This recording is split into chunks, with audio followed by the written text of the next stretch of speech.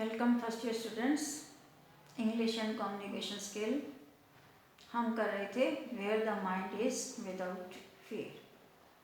तो ऐसा है, आप अपने बुक्स को लिए, बुक्स में से जो एक्सप्लेनेशन दी गई है इसकी वो मैं आपको पहले बता चुकी हूँ कि कुछ लाइनें मैंने आपको लिखाई थी। जैसे एक्सप्लेनेशन अगर आ जाती है, आपको रेफरेंस टू द कॉन्टेक्स्ट आ जाता है, तो आप लिखेंगे these lines have been taken from the poem. These lines have been taken from the poem। इस पोएम का नाम Where the Mind is Without Fear। तो इसका आगे राइटर आ जाएगा, इसका पोएट आ जाएगा रिटन बाय रविंद्रनाथ टैगोर। तो in this poem the poet explains, in this poem the poet explains, जब भी आपको ये रेफरेंस टू द कॉन्टेक्स्ट आता है, आपने जो मेन आइडिया याद किया ना, उसकी एक दो लाइनें अगर आपको याद है तो आप उसमें लिख सकते हो। तो ये सारा आपका रेफरेंस बन सकता है। और फिर उसके बाद आपने एक्सप्लेन करना है, तो वो आपको पैराग्राफ से पता चल जाएगा इसमें कौन सी बात है, किसके बारे में बोल रहा है, तो उसको आप एक्सप्लेन कर दीजिए। ये सारे छोटे क्वेश्चंस में से निकल आते हैं इसके आंसर, ठीक है। लेकिन आपको लाइनें ध्यान से पढ़नी पड़ेंगी। मीन पोएम की जो लाइनें हैं उसको ध्यान से पढ़ो और उसको एक्सप्लेन कर दो। छोटे क्वेश्चन तो इसके बीच में निकल आते हैं। अब बुक्स खोलिए, एक हम कंप्रीहेंशन बेस्ड क्वेश्चन जो है ना वो करने जा रहे हैं।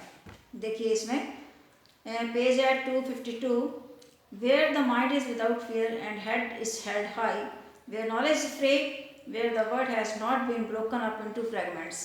ये मैंने जो आपको बताया कि फ्रैगमेंट्स में जो संसार है बटा हुआ नहीं होना चाहिए, नेशन बटा हुआ नहीं होना चाहिए, यानी उसके टुकड़े टुकड़े नहीं होने चाहिए, मेन यूनाइटेड होना चाहिए।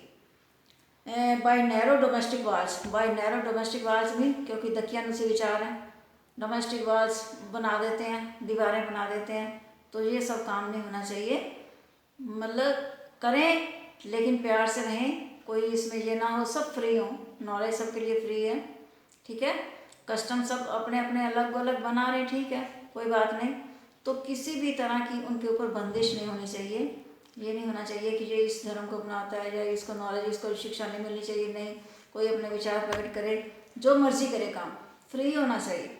लेकिन ये सारी चीज़ें किसमें से निकल जाए, ट्रुथ में से, सच्चाई के रास्ते को अपनाना है। परफेक्शन के लिए उसे काम करना है, हर फील्ड में उसको परफेक्शन मिले, पूर्णता मिले, इसके लिए हर व्यक्ति ने काम करना है, खाली नहीं बैठना है। ये मैंने आपको पहले भी बताया था।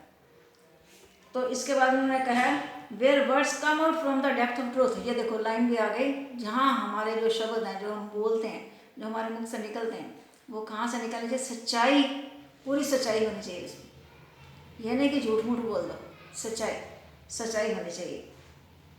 अब क्वेश्चन देखिए, what should be the state of mind, mind should be free from any fear. ये देखो इसमें से निकल जाता, पहली लाइन में से निकल जाता है।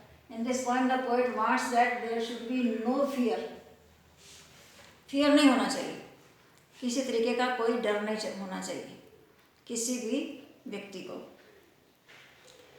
Mind should be free from any fear, हमारा जो माइंड है फ्री फ्रॉम एनी फियर, किसी भी तरह का डर नहीं होना चाहिए। नेक्स्ट है, what kind of the word does the poet think of.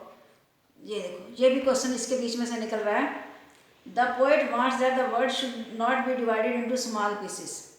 Main जो संसार है वो छोटे छोटे टुकड़ों में नहीं बटा होना चाहिए, मेन यूनाइटेड होना चाहिए, टुकड़ों में नहीं बटा होना चाहिए। किसके हिसाब से, भाषा के आधार पे, धर्म के आधार पे, इस तरीके से टुकड़े नहीं होने चाहिए किसी भी तरह। From where should the words come from. ये देखो ये लाइन बीच में से निकल रही है हमारे ये पैराग्राफ में से। शब्द कहाँ से आने चाहिए, from the depth of truth, from the depth of truth, mean पूरी सच्चाई, गलत नहीं, झूठ नहीं। नेक्स्ट क्वेश्चन है, give the meanings of the following fragments है। मैंने अभी बताया आपको इसके टुकड़े टुकड़े, मीन यहाँ पीसीस आ गया। डोमेस्टिक है, परटेनिंग टू फैमिली, ये में परिवार से, ठीक है। इस तरीके से भी आपको ये क्वेश्चंस आ सकते हैं पैराग्राफ में से। पैराग्राफ दे दिया जाएगा, उसमें से आपको क्वेश्चन ढूंढने हैं, क्वेश्चन के आंसर सब बीच में होते हैं। लेकिन ये है कि उस पैराग्राफ को आप अच्छी तरह से पढ़ लो तो उसके क्वेश्चन उसके बीच में से निकल आए, ठीक है। अब explanation reference to the context के लिए मैंने आपको बता दिया, जो भी आपने पोएम जो भी जिस भी पोएम में से कोई भी पैराग्राफ आ गया उसके रेफरेंस में से आप रेफरेंस में जो आपने लिखना है वो क्या है, आप अपने सेंट्रल आइडिया आपने तीनों पोएम को याद करने